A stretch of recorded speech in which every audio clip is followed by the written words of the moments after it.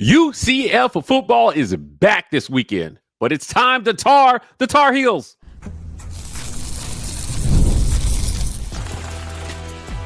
You are Locked On UCF, your daily podcast on the UCF Knights, part of the Locked On Podcast Network, your team every day.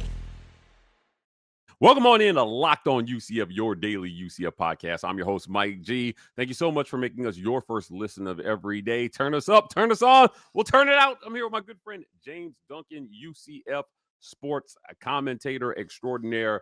On today's show, we're going to talk a little bit about that UCF roster with some updates on Cam Fancher.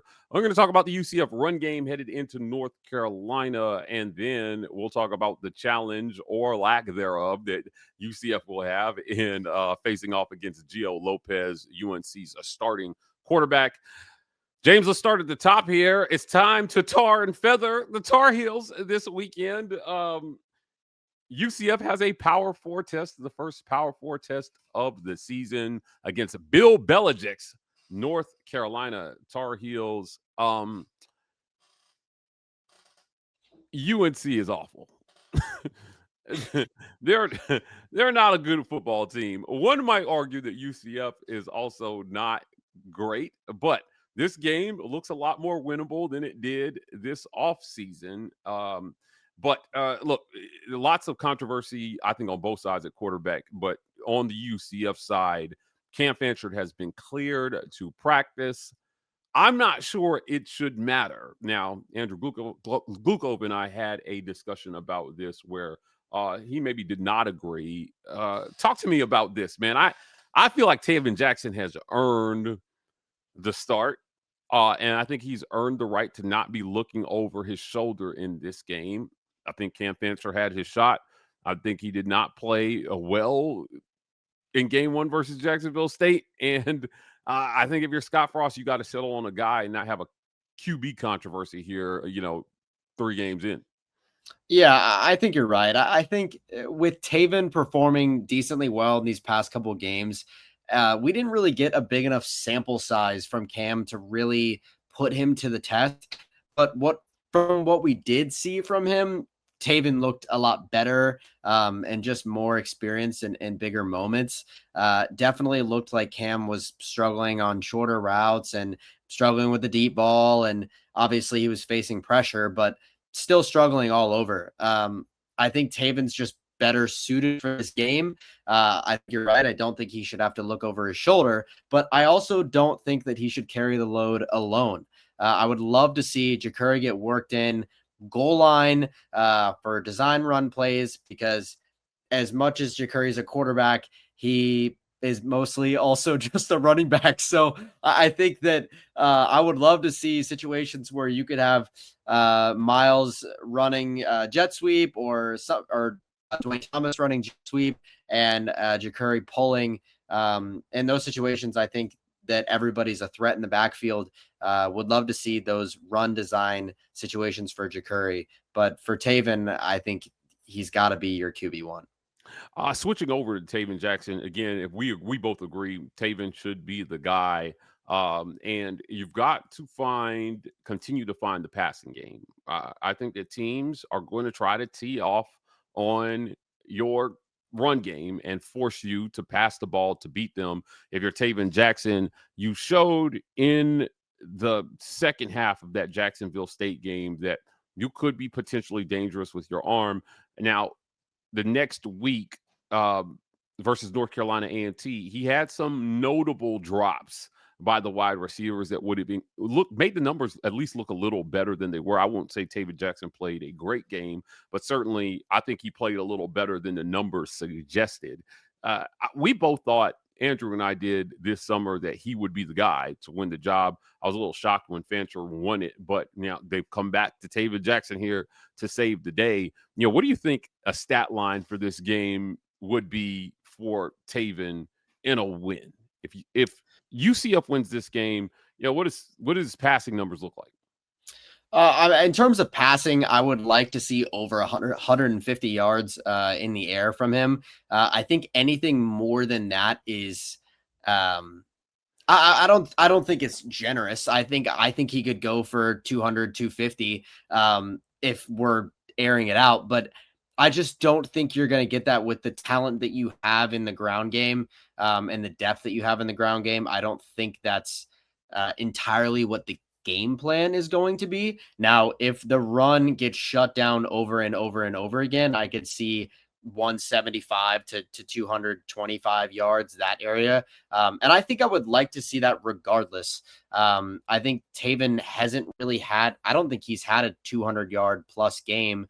Partly with that being that he came in late in the second quarter in Jack State and also didn't really play the second half in North Carolina A&T. I think had he played more of those games, he would have had bigger yardage. But I think most of your ground game is going to cover the big yards there.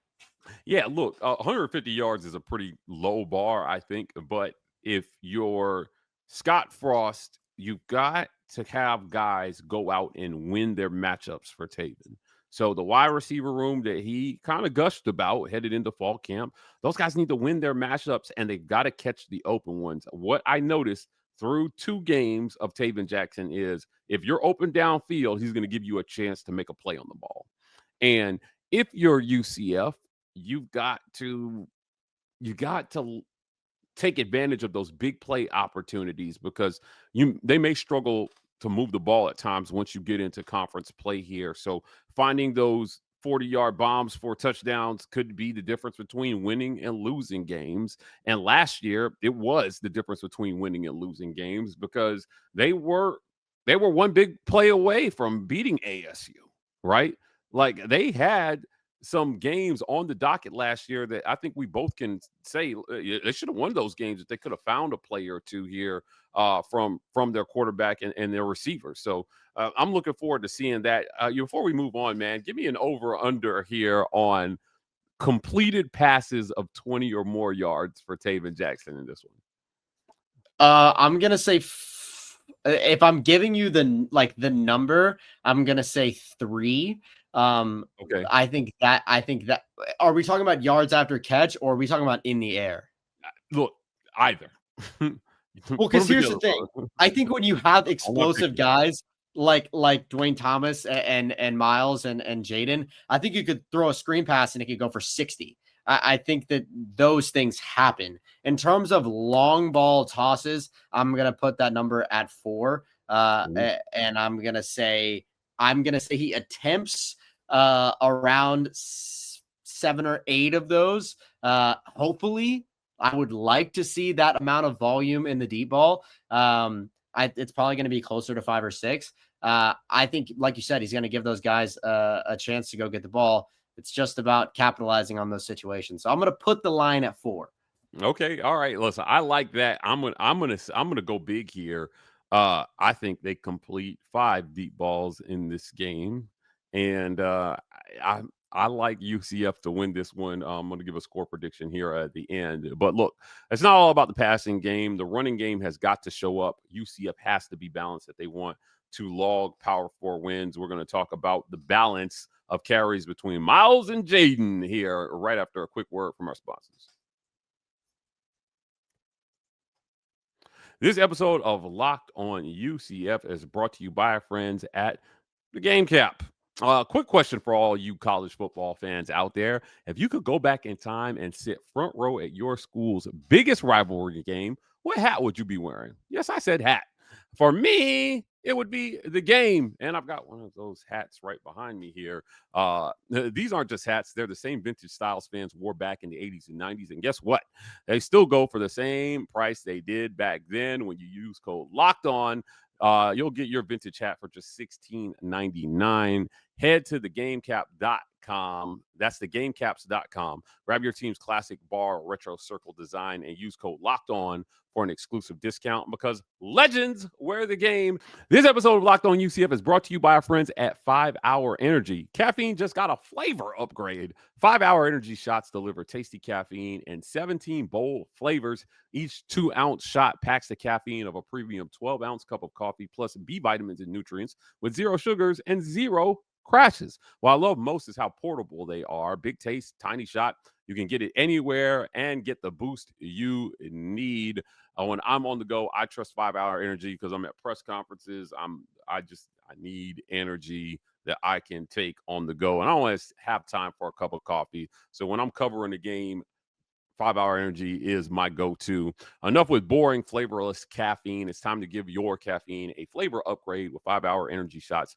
Get the favorites you love or be bold and try something new in store and online at 5hourenergy.com or Amazon today. That's 5hourenergy.com or Amazon. Jumping back in here, James, the run game is going to be super important for UCF, I think, in conference play, in Power 4 play. It was a disappointing debut for Jaden Nixon, but he bounced back somewhat versus North Carolina A&T. I think we find out how real or not these running backs are. But Scott Frost, I think, is going to have to lean on his run game to carry UCF at least some, right? Like, so look, man, you want to be careful about how much you're asking these guys to do, but controlling the clock and reducing possessions for UNC going to be super important here, because the longer you hold the ball, the longer their offense stays on the sidelines and cannot come on to score points on you here. So Scott Frost was asked a question about running back usage in his weekly press conference. He said that he expects touches for both, but the workload split depends on game flow. And hopefully they'll have the ball a lot to get those guys a lot of carries. What do you think about the potential split between Jaden and Myles here? I expect something fairly even. Yeah, I mean, so far this season, it's been pretty clear cut as Myles being the one. I think Myles has 25 carries on the season, or sorry, 29 carries on the season. Jaden Nixon's got 6. Now, if you want to talk about him having a comeback game, I don't think he somewhat came back, Mike. I think he had a very clear-cut winner game. Kid had, I think, 150 on the ground in on 5 carries or something like that. I think he averaged 25 yards a carry, actually more. I think he averaged more, and he had a kick return for a TD. Hasn't happened in 8 years. I think he had a very good game. I would see his role hopefully stepping up a little bit. I would love to see him get some more carries. All love to Myles. I think Myles is a great back. I think him getting more carries would actually relieve Myles a little bit, give him some more energy. I think a lot of times UCF fans will reference last year as a committee, but then it turned into just the RJ Harvey show, when I think a lot of times RJ Harvey could have just been given the ball more. So if you have a clear cut guy that's more talented, give him the football. But I don't think that's the situation here. I think Myles and Jaden are equally talented. Therefore, I think they should hopefully receive around equal reps. Myles looked strong in game 1 until Cam Fancher was no threat to throw it, and then suddenly Jacksonville State was teeing off on the run, and it really slowed them down. I think one of the bigger stories here with the run game is the ability or inability of this line to be able to get push and create holes for these running backs to exploit the other teams in the run game. I'm not gonna lie, I thought the offensive line would be a little better than what we've seen a couple games in, but so far in run and pass blocking, I think it's been a disappointing start to the season. And hopefully with the bye week falling where it was, it is a good shot for UCF to reset early along that offensive line and hopefully find some rhythm. Yeah, I would love for this UCF offensive line to find some rhythm. I think they really need it. I think that they needed this break to kind of reevaluate and figure out what's going on. Obviously, offensive line coach Sean Clark is dealing with some off the field stuff. All prayers and love to him. I hope that he is recovering well. But they have brought in a veteran offensive line guy to come in and kind of coach these guys up before this game. I would love to see better pass protection from these guys. I think that they were able to do better in the run game versus NCAA because of the gaps this offensive line was creating. A lot of these explosive plays that you saw from Jaden Nixon were because they created some pretty large holes up front. Would love to see that same level of push against the P4 opponent.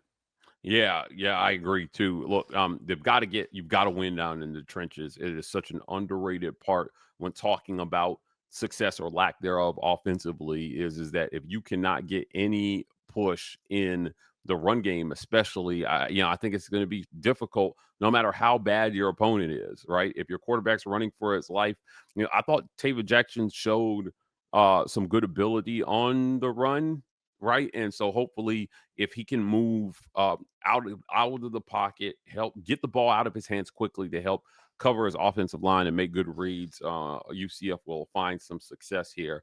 But look, on the other side of the ball, there's a quarterback named Gio Lopez who we're going to talk about. We're going to talk about Gio Lopez here next on Locked on UCF. This episode of Locked on UCF is brought to you by our friends at FanDuel, America's #1 sports book. The NFL season is here, and FanDuel is making sure that you're ready for kickoff with a can't-miss offer. Right now, new customers can bet just $5, and if your bet wins, you'll get $300 in bonus bets to use across the app. So, are you ready to play? Download the FanDuel app now by visiting FanDuel.com and get started. If you bet $5 and you win, you get $300 in bonus bets to use across the app. Can't stress enough. That's a great deal. That's FanDuel.com to place your first $5 bet. This episode of Locked on UCF is brought to you by our friends at Prize Picks, the daily fantasy app where making the right call can actually pay off. You and I make decisions every day, but on Prize Picks, being right means cashing in. With football back, Prize Picks is the simplest and fastest way to get in on the action. Just pick more or less on 2 to 6 player projections, and you can turn your takes into real prizes all in less than 60 seconds. Download the Prize Picks app today and use code LOCKEDONCollege to get $50 in lineups after you play your first $5 lineup. That's code LOCKEDONCollege for $50 in lineups after you play your first $5 play. Prize Picks, it's good to be right.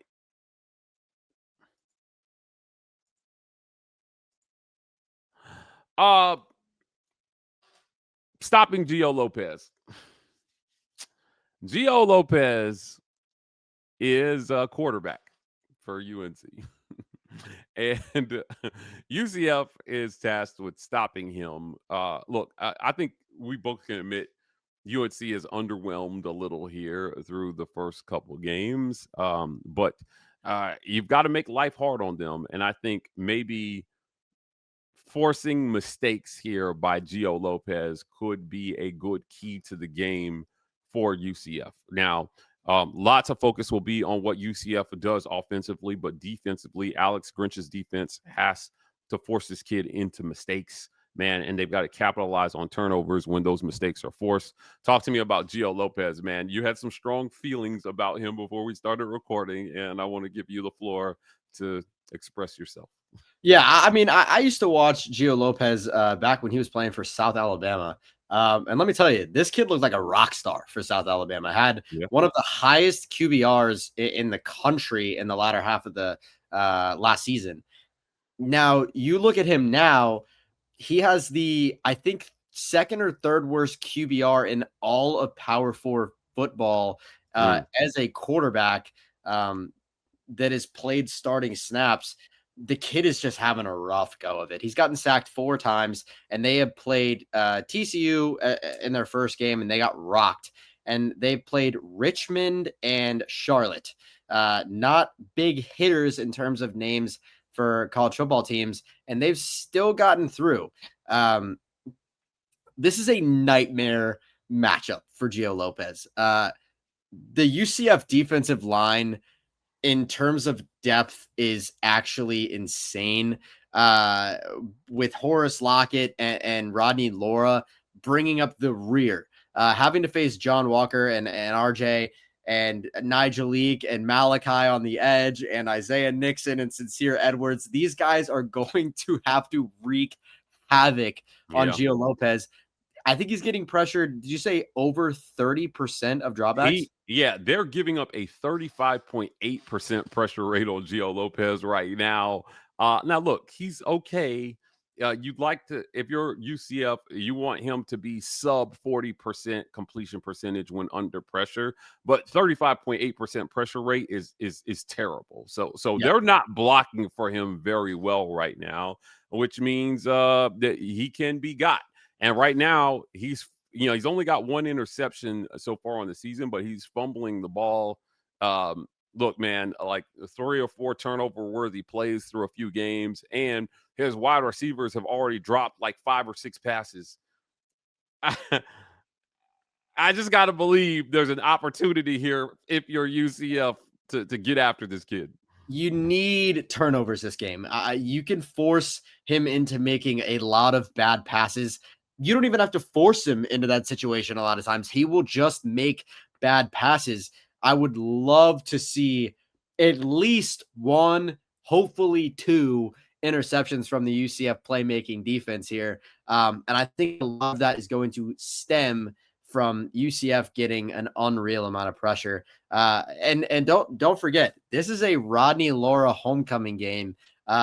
He is playing his former team from UNC. I think he's going to have extra motivation to get back there. I think everybody's going to be motivated just to ruin Bill Belichick's day for calling us Central. Oh, yeah. Not a good look there, Bill. Like I said, if football is a game of matchups, if you're UCF, the UCF defensive line versus the UNC offensive line and Gio Lopez has to be a matchup that you win if you expect to win this game. And we've talked about the talent deficit between UCF and the top of the Big 12. I know this is not a conference game, but certainly if you are looking to get bowl eligible, this is a very, very important game, I think, for UCF because it's going to be pretty tight once we get into conference play here. Look, James, I want to thank you for joining me today. Before we get out of here, give me a score prediction on this one. How do you see this one playing out for UCF? See, and here's my thing with this, Mike. I'm very interested to see the reverse of how I thought I was going to be interested in this game. I originally was interested in this game because I was like, oh, Scott, offense, Belichick, defense. Now I want to see what the reverse looks like. I don't think it's going to be as much of a shootout as I originally thought it was going to be, but I still think we're going to get through. I think 21-31 going UCF's way with 4 touchdowns and a field goal from Rulas. Sir, you are giving them 31 points. If UCF scores 31, I like them to win this game. I'm going to wait to give my prediction later in the week, but I like that score from James Duncan. As always, I want to thank you for joining me here on this episode of Locked On UCF. Guys, thank you so much for making us your first listen of every day. It's another big moment on Locked On James, college football fans. Locked On and Fire TV present College Football Kickoff, your ultimate college football weekly preview. Drake Toll of Locked On Big 12 leads the conversation alongside 2-time AP Coach of the Year Gary Patterson, former college star Jesse Holley, and Locked On's local experts. A Locked On college football preview only Locked On can do. Catch Locked On Football Kickoff every Thursday throughout the season and only on Fire TV. Catch us here tomorrow on Locked On UCF.